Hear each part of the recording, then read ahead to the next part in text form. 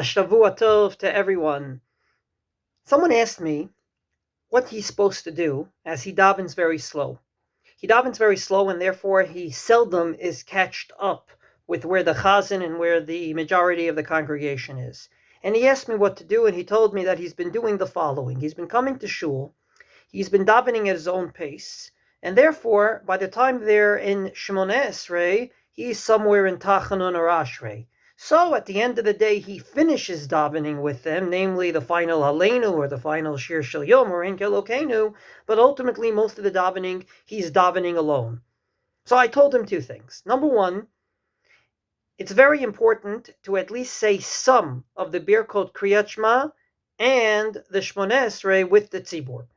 Namely, you don't have to necessarily start with them, though it's preferable. Rabbi Ovadia Yosef says that if you're in the middle of Birkot Kriyat Shema, and that's when the tzibur gets up to it, it's considered that you're davening with them, even though you're not exactly at the same place. And obviously, many of us know the most important part of Minyan is to daven your silent Amida with the tzibur.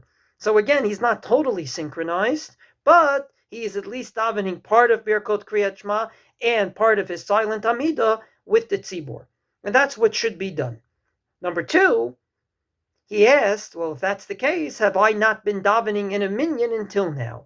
So the answer is a little complex. He didn't daven with the minyan.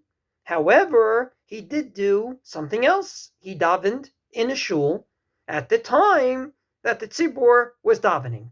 Namely, even if you can't get to shul, if you daven at home, say, because you're sick, you should try to daven at the same time that they daven in shul.